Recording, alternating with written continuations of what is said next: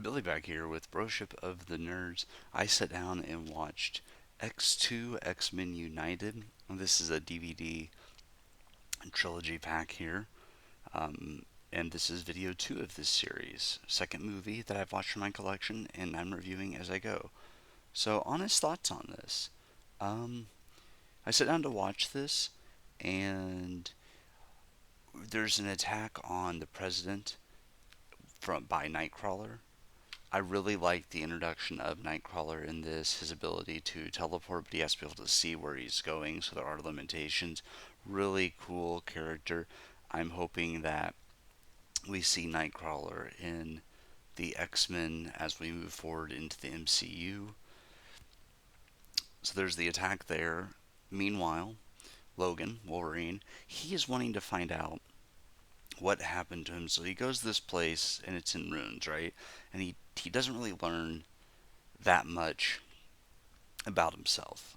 He gets these dreams, nightmares, you would call them, and he gets like flashes, bits and pieces, but it's not enough for him to fully understand what happened to him and who was involved and everything.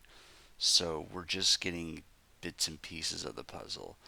Also, mutants, obviously, still discrimination against them, and Magneto is in his prison, and we see this man. We find out later his name's William Stryker, and he does something to Magneto, and Magneto gives over the information about the school for the gifted and what really goes on there and about the place. So they capture 6 students and or mutants, kids, and the rest of them escape through tunnels.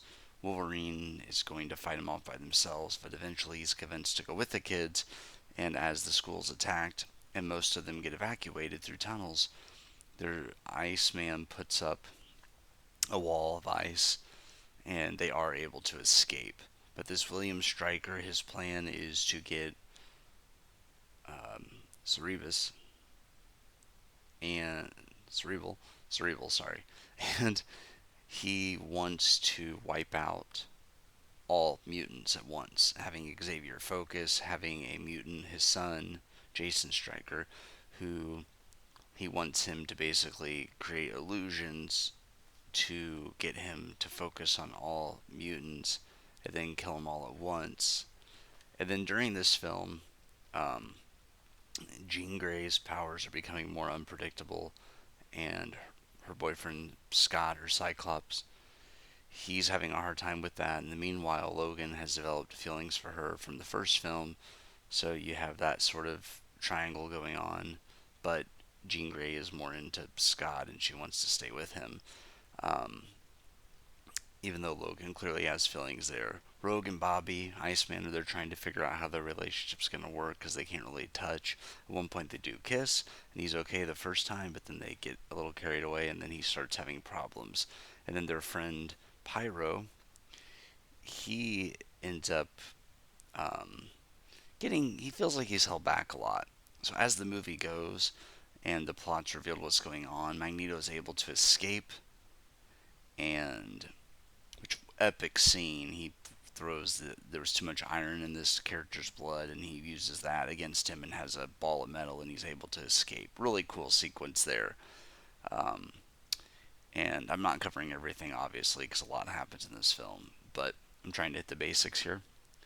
Um, so Magneto escapes, and he is joined. We don't have Sabretooth in this one, or Toad, but we do have Mystique with him, and they are working with Xavier and his team to try to stop William Stryker. And they Logan finds out that it wasn't an abandoned place he went to. It's just underground, the dam. That's where all the stuff is, and that's where they're trying. William Stryker is trying to make another Cerebral, and like I said, he's trying to wipe out all mutants at once.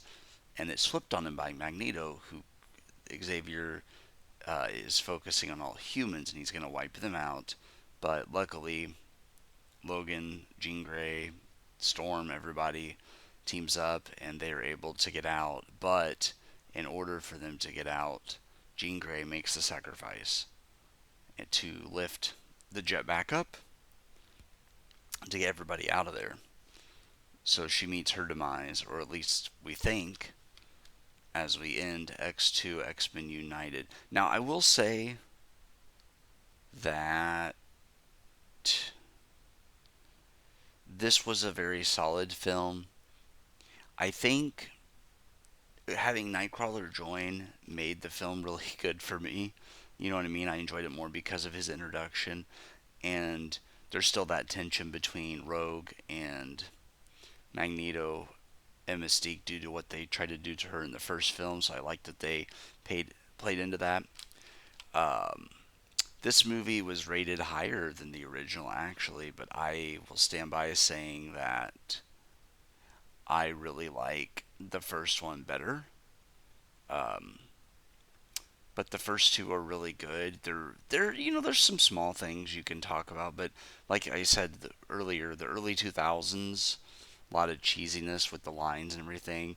This one though, the action's great. I think I like the action more in the first one though.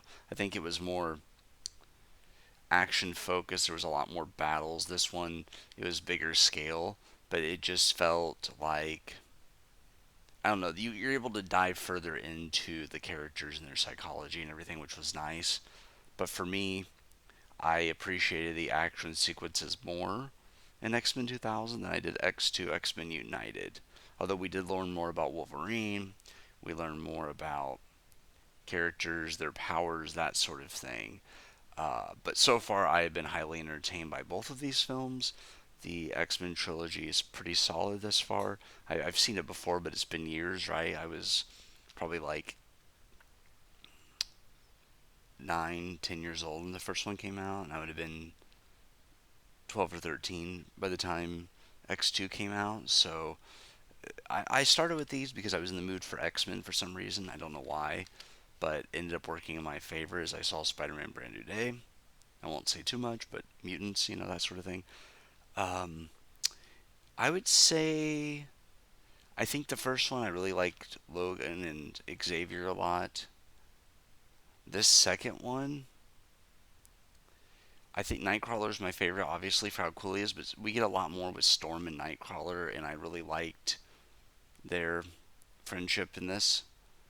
Uh, yeah, I think the first one I liked better just because of the action and everything, getting introduced to everybody. Now that we know the characters a little more, you're getting a little bit deeper into the characters. But I think the first one is definitely more, and the runtime on the second one is longer. Uh, the first movie was only 104 minutes, so just under 2 hours.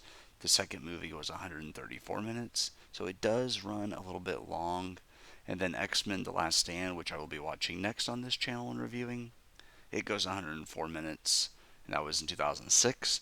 Although this is a different uh, director, Kevin Feige was involved in it, but Bryan Singer, who directed the first two, is not. I'm looking for names of people. He is not involved, and I know the third movie has a much lower rating than the first two. I'm going to rewatch it and give it my honest opinion. But if Jean Grey, as we know she's in Last Stand, if that would have been her ending, I wouldn't have been all that mad about it. She went out in a good way. She went out, saving everybody else. I kind of like the way they did it, so that could have been a good ending for her. Xavier, as always, was great in this one. Magneto, of course, great. Mystique. But yeah, I just felt like the first one's a little more solid for me, if that makes sense, just because of the action and especially the opening, like when we first meet Wolverine. So we will see what my opinion is on X Men: The Last Stand soon. Hope you guys are having a good week, had a good weekend. Let me know what your favorite character was next to X Men United. Like I said, I really like Nightcrawler in this. His addition was really, I think it adds to the movie, and I thought it made the movie better. But yeah, let me know what you think on about this one. I thought it was still a very solid film. Take care, guys.